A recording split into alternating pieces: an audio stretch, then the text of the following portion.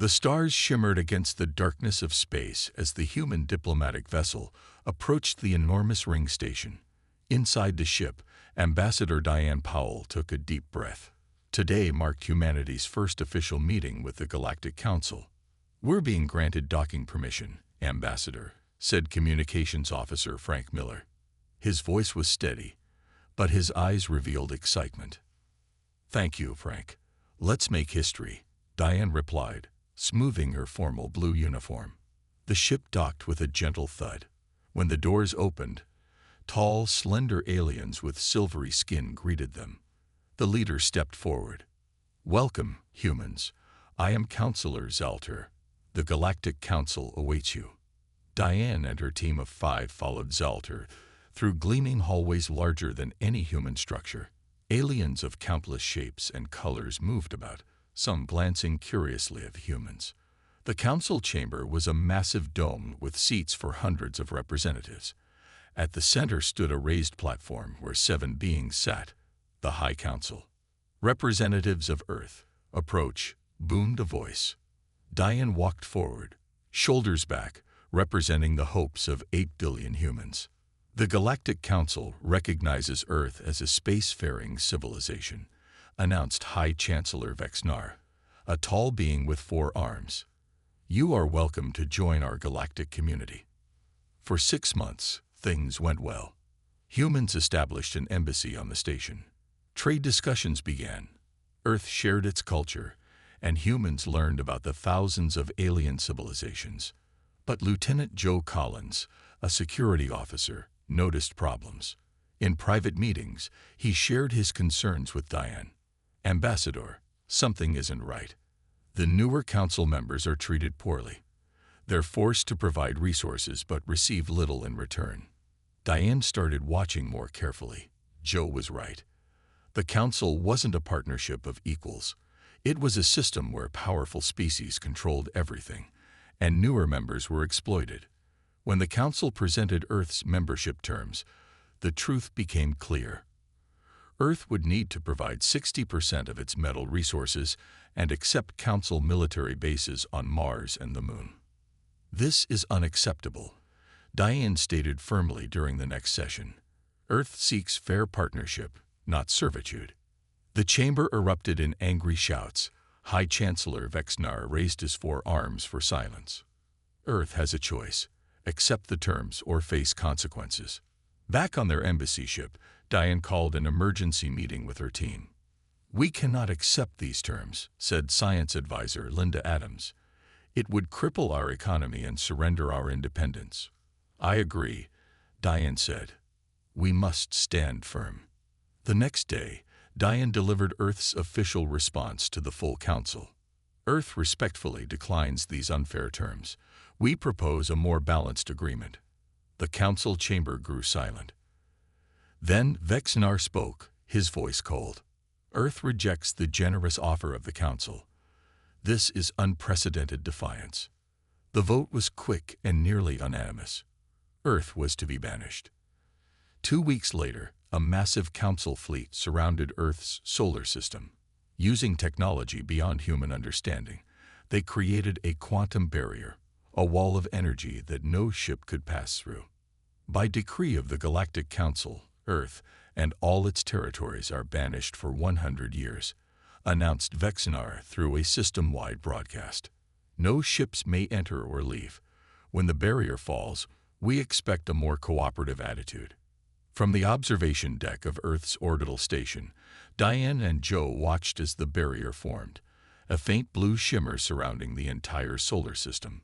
"They think they've trapped us," Joe said. "That will use up our resources and come crawling back." Diane nodded slowly. "They don't understand humans very well, do they?" "No," Joe replied. "When you corner humans, we don't give up. We get creative." As the council ships departed, Diane turned to face Earth glowing blue and green below them. "They think this is our end. But I think they just made a very big mistake." 20 years passed since the quantum barrier closed around Earth's solar system. The blue shimmer in the night sky became a normal sight for a generation of children who grew up never knowing a world without it. In the underground research facility beneath the Rocky Mountains, scientist General Peter Morgan looked over the newest test results. His gray hair had grown thinner over the years, but his eyes still held the same determination from the day the barrier went up. "The energy readings are stable," said Engineer Commander Alicia Torres, pointing to the glowing display. "We've finally done it." Peter nodded, allowing himself a small smile. 20 years of work. Some said it was impossible. Alicia adjusted her lab coat. The council thought the barrier would break us. Instead, it focused us. What the Galactic Council never understood about humans was their remarkable ability to adapt. When traditional space exploration became impossible, humanity turned inward. United by a common challenge, nations pooled resources and talent. The Global Unity Government formed 5 years after the banishment. Its first act was to create the Advancement Initiative, led by Peter and Alicia. Their mission: develop technologies that could work within the confines of the barrier. Now, in a massive chamber underneath the facility, sat the proof of their success. The quantum core hummed quietly, a sphere of swirling energy suspended in a containment field. "All those resources we would have shipped off-world," Peter said, "instead went into research. The council actually did us a favor." Alicia laughed. "I doubt they'd see it that way." A young technician named Eric Patterson approached them, tablet in hand. "The latest simulation results, sir." "Ma'am." Peter reviewed the data. 98% efficiency. Better than we hoped. On the surface, Earth appeared much the same as before the barrier. Cities still gleamed, farms still produced food, and children still played in parks. But beneath the surface, everything had changed. Quantum computing networks processed information thousands of times faster than pre-barrier systems. New matter-energy conversion plants eliminated resource scarcity. Medical breakthroughs extended human lifespans by decades. Most impressive was the consciousness transfer technology. Still experimental, it allowed human minds to exist within advanced computer systems, opening possibilities beyond physical limitations. Later that day, Peter and Alicia attended the Global Council meeting in the rebuilt United Nations headquarters in Geneva. Representatives from every nation gathered to hear their report. President Kelly Martinez opened the session. "Today marks 20 years since the barrier went up. The Council believed it would force our surrender. Instead, we've grown stronger. Scientist General Morgan, your report, please." Peter stepped to the podium. "The quantum core is functional. We can now generate enough energy to power all of Earth's needs without fossil fuels. But more importantly, our tests confirm it can interact with the barrier." Murmurs spread through the chamber. "We can't bring it down yet," Peter continued, "but we can now detect fluctuations. With more research, we believe we can create temporary openings." Alicia joined him at the podium. "We've also completed the first prototype vessel designed to potentially pass through such an opening. The ship incorporates all our advancements: quantum computing, consciousness transfer interfaces, and energy-matter conversion engines." The room broke into applause. President Martinez raised her hand for quiet. "The Council meant to punish us, to isolate us until we surrendered to their demands. Instead, they gave us the gift of focus. When, not if, we break through that barrier, humanity won't emerge as the same civilization they banished." Outside the building, people went about their daily lives under the shimmer of the barrier. Children who had never seen stars without the blue filter pointed upward, making wishes. Little did the Galactic Council know that behind that barrier, humanity wasn't suffering. They were evolving, advancing, preparing. When the barrier finally fell, the galaxy would face a humanity transformed. Captain Ryan Howard sat in the command chair of Earth defense vessel Vigilant, monitoring the barrier's edge. His regular patrol shift was nearly over, and nothing unusual had happened in months. "Sir, I'm picking up strange readings near Sector 7, said Sensor Officer Lisa Chen, her eyes fixed on her screen. Ryan stood up, suddenly alert. "Show me." The main display lit up with a section of the shimmering blue barrier. A small distortion appeared, growing larger by the second. "What is that?" Ryan asked. Before Lisa could answer, the barrier rippled and tore. A small ship tumbled through, trailing smoke and debris. "Battle stations," Ryan ordered. Alarms blared throughout the ship. "Sir, the object is a council vessel," Lisa reported. "Heavily damaged. Life support failing." Ryan faced a difficult choice. Protocol said to avoid all contact with anything beyond the barrier, but someone was dying on that ship. "Prepare the tractor beam," Ryan decided. "We're bringing it in." The medical team met them in the hangar bay. Inside the alien craft, they found a single occupant, a slender, blue-skinned being lay unconscious at the controls. "It's a Navarian," said Medical Officer Ben Wilson. "Council Diplomatic Corps, judging by the uniform." They rushed the alien to the medical bay. After hours of careful work, Ben emerged looking tired.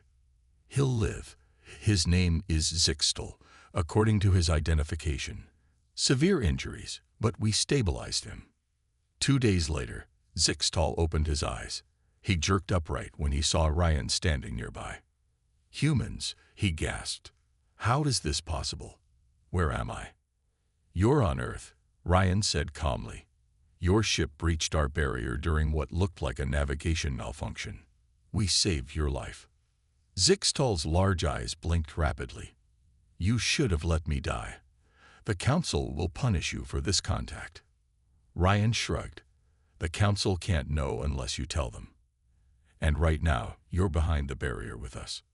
Over the next week, as Zixtal recovered, Ryan visited him often. Slowly, the alien's fear turned to curiosity, then to amazement as he learned what Earth had accomplished during its isolation. "Your quantum technology is decades ahead of the Council's," Zixtal admitted, "and these consciousness transfer experiments would be considered impossible." Ryan noticed something troubling the alien. "There's more, isn't there? Something happened out there." Zixtal looked away. "My ship didn't malfunction. I was fleeing." "From what?" "They're called the Void Soarers," Zixtal said quietly. "They came from beyond the galaxy's edge 6 months ago. No one knows what they want, but they destroy everything in their path." Ryan leaned forward. "And the Council is fighting them." "Trying to. Failing." Zixtal's hands trembled. "They've already taken 3 Council systems. Billions dead. The Council refuses to admit how serious the threat is." "Why would they hide that?" "Pride. Fear of causing panic." Zixtal looked Ryan in the eyes. "I was part of a diplomatic mission to seek help from the Ardari, a powerful race that left the Council centuries ago. But our ship was attacked. I'm likely the only survivor." Ryan immediately reported this information to Earth's leaders. Within hours, he found himself in a secure video conference with the Global Council. "If what this Zixtal says is true," said President Martinez, "the entire galaxy faces extinction." "It's true," Ryan confirmed. "I've seen the fear in his eyes. This isn't a trick." Scientist General Morgan spoke next. "Our work on the barrier has progressed. We can create a small opening, enough for a single ship." President Martinez nodded gravely. "Captain Howard, prepare your crew. We need to verify this threat. If the Council is truly facing destruction, we have a decision to make." "What decision is that, Madam President?" Ryan asked. "Whether to help those who abandoned us," she replied, "or let them face extinction alone." The Global Assembly Hall buzzed with tense voices. 500 representatives from Earth's nations gathered to decide humanity's next move. At the center podium stood President Martinez, flanked by Captain Howard and the still recovering Zixtal. "The evidence is clear," President Martinez said. "This threat is real. The question now is, what should Earth do about it?" Faction leader Samantha Wright stood up. Her red hair matched her fiery personality. "Why should we help the Council?" she demanded. "They trapped us behind this barrier, left us to die. Let them face their own problems." Many representatives nodded in agreement. Admiral Christopher Jackson rose next. His weathered face showed his 40 years of military service. "I understand the anger," he said calmly, "but this isn't just about the Council. Billions of innocent lives are at stake, lives of beings who never voted to banish us. Our technology has advanced beyond the Council's," he continued. "We might be the only ones who can stop these void soars. If we do nothing, and they defeat the Council, what happens when they eventually find us?" The hall filled with murmurs as people considered his words. Dr. Olivia Martinez, the quantum physicist who helped design the barrier breach technology, spoke next. "We can open a gap large enough for a small fleet, but we can't maintain it for long. If we go, there's no guarantee we can return quickly." Zixtel stepped forward shakily. The assembly quieted. "I have seen 3 worlds fall to the void soars," he said. "They consume all life. They show no mercy. The Council was wrong to banish you, but please do not punish the galaxy for their mistake." The debate continued for hours. Some argued for isolation, others for intervention. Some suggested using the situation to force the Council to remove the barrier permanently. In a private room adjacent to the main hall, President Martinez met with her closest advisors. "The Assembly is split," said Chief of Staff Paul Green. "We need direction." The President looked at Captain Howard. "You've spent the most time with our visitor. What's your assessment?" Ryan considered carefully before answering. "Zixtal is telling the truth. And Admiral Jackson is right. Even if we wanted revenge against the Council, billions of innocent beings don't deserve to die." President Martinez nodded slowly. "And there's something else to consider. If these void soarers defeat the Council, the barrier might not protect us forever." She stood and returned to the main hall, where the debate still raged. The room fell silent as she approached the podium. "I've heard all arguments," she began. "This is not a decision I take lightly. 20 years ago, the Council abandoned us to what they thought would be our doom. Instead, we thrived. We grew stronger. Now, faced with their crisis, we have a choice that will define humanity's place in the galaxy." She paused, looking across the vast hall. "We could stay isolated, safe behind our barrier for now. Or we could show the Council and the galaxy what humanity truly is." The hall was completely silent. "I have decided. Earth will breach the barrier. We will face this threat. Not because the Council deserves our help, but because it's the right thing to do. Because that's who we are." Protests erupted from Samantha Wright's faction. Support came from Admiral Jackson's side. The assembly descended into loud debate once more. President Martinez raised her hand for silence. "This is not a request for approval. This is a notification.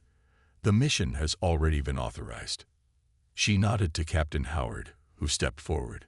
"The prototype vessel Defiance will depart in 48 hours, he announced. "Crew selection is already complete. Our mission is to verify the Void Soarer threat, establish contact with Council authorities, and determine the best course of action." As the assembly processed this news, Ryan looked at Zixtel, who wore an expression of shock and relief. "You're surprised we would help," Ryan said quietly. "Yes," the alien admitted. "After what the Council did." "That's what you and the Council never understood about humans," Ryan replied. "When faced with a genuine threat to innocent lives, we don't hold grudges. We act." The launch bay hummed with activity as final preparations for the mission were completed. The Defiance stood in the center, its sleek design unlike any ship humans had built before. Its hull gleamed with a special coating designed to slip through the quantum barrier. Dr. Olivia Martinez made final adjustments to the barrier breach device. Her hands moved quickly over the controls as she spoke to Captain Gregory Winters, who would command the mission. "The window will stay open for 90 seconds, she explained. "You must pass through within that time." Gregory nodded, his expression serious. "And getting back. We'll open a new window in exactly 7 days at these coordinates." She handed him a data chip. "If you miss it, we'll try again every 7 days. Meanwhile, Engineer Commander Alicia Torres supervised the loading of special equipment. Unlike the original plan, this wasn't just one ship on a scouting mission anymore. 50 ships ready and crewed, all equipped with quantum shielding, she reported to Admiral Jackson.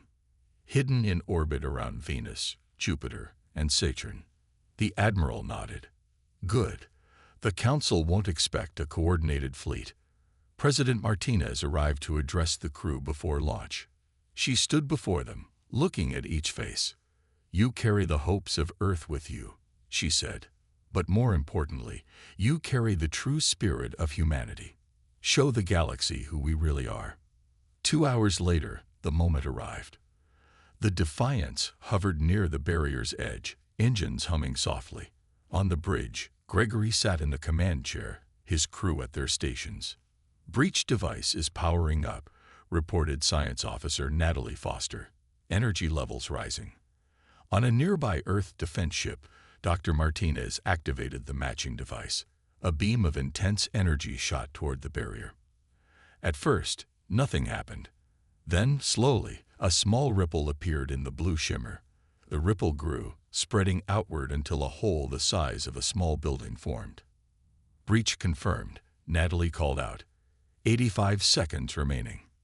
Gregory took a deep breath. Take us through. The Defiance moved forward, approaching the opening. As the ship touched the edge, everyone felt a strange sensation, like being pulled in all directions at once. Then they were through, beyond the barrier that had contained humanity for 20 years. We made it, Gregory announced. The crew cheered. Back at the breach point, Dr. Martinez watched the timer. 30 seconds left. That's when the real plan began. From their hiding places around the solar system, 50 additional ships moved at high speed toward the opening. Each had been waiting for this moment. First wave, go, Admiral Jackson ordered from his command center. 20 ships accelerated and shot through the breach in quick succession. Second wave, go. Another 15 made it through. Third wave, now. The final 15 raced forward. The last ship barely squeezed through as the breach collapsed behind it. On the Defiance, Gregory watched in satisfaction as the fleet regrouped around his ship. All 50 ships report success, Captain, said Communications Officer Patricia Lee. No losses. Good, Gregory replied. Now for Phase 2.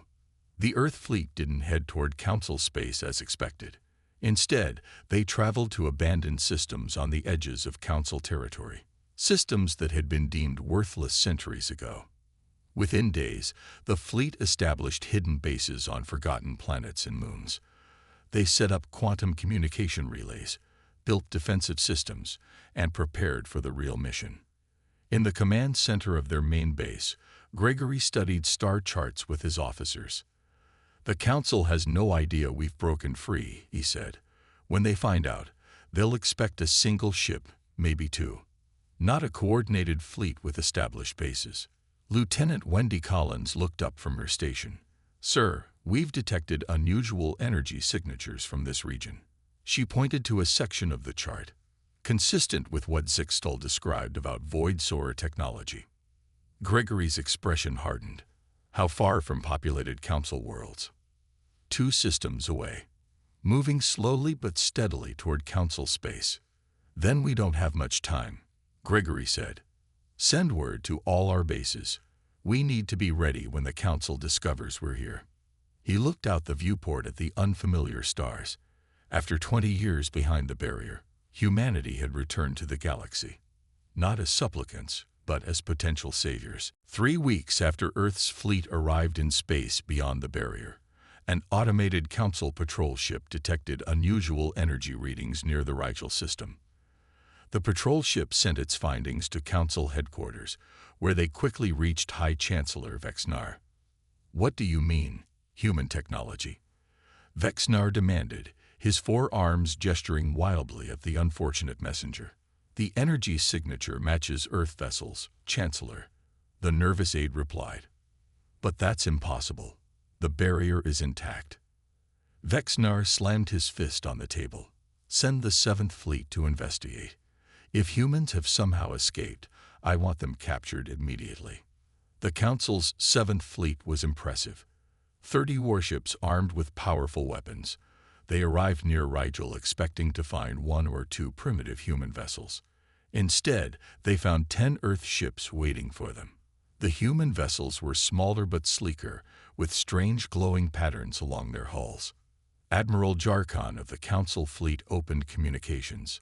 Attention human vessels. You are in violation of Council decree. Power down your systems and prepare to be boarded. On the bridge of the Earth ship Intrepid, Captain Susan Harris smiled.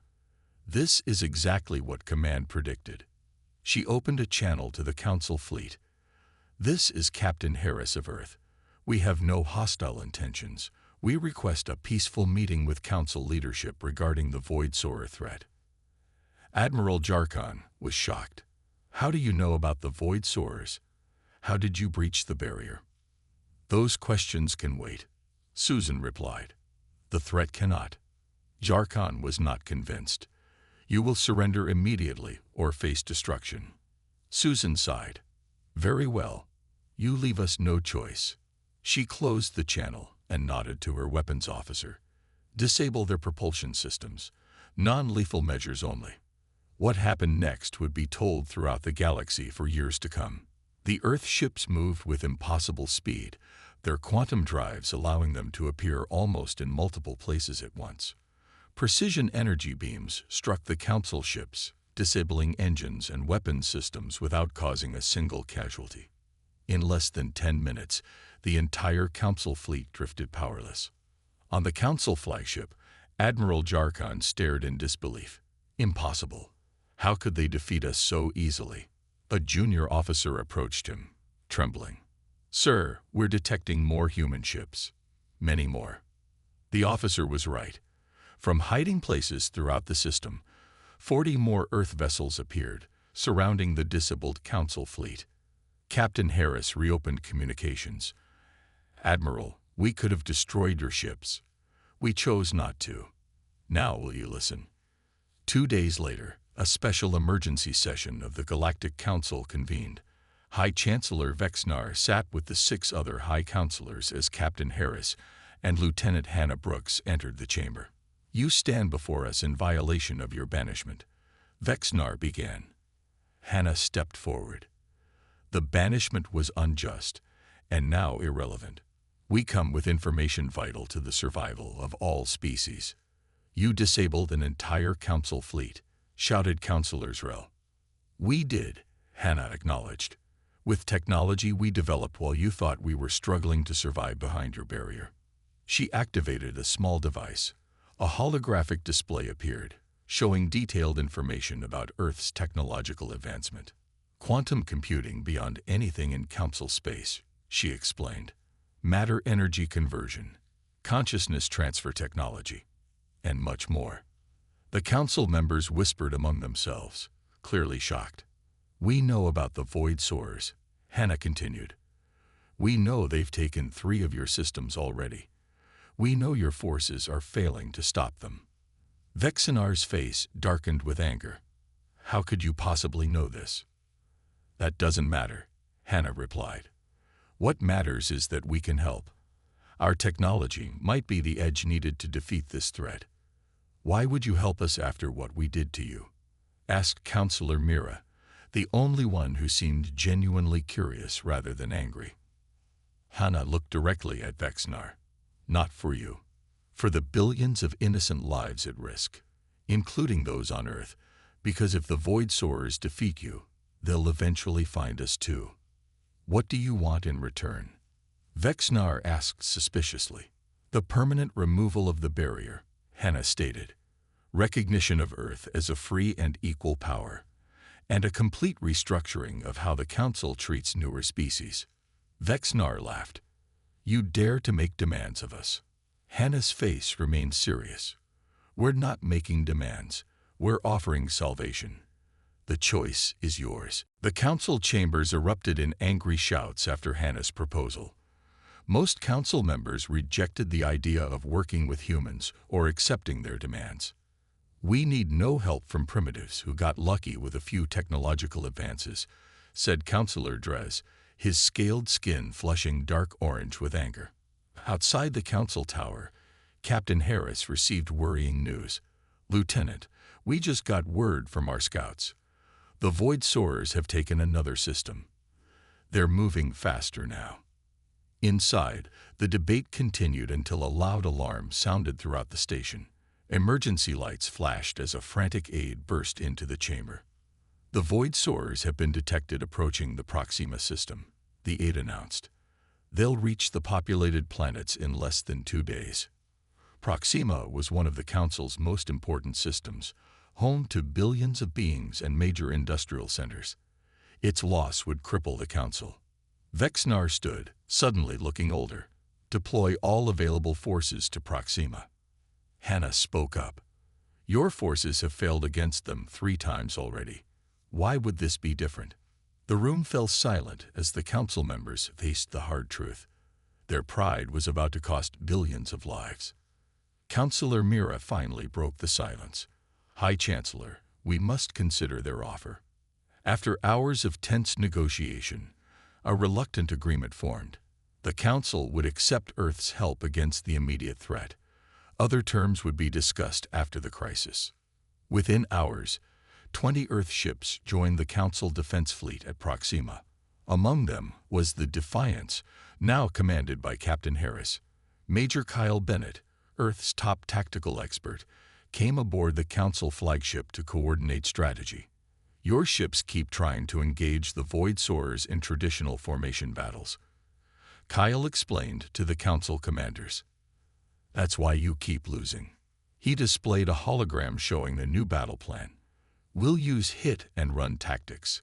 Your larger ships will appear to retreat while our faster vessels draw the enemy into these gravity points.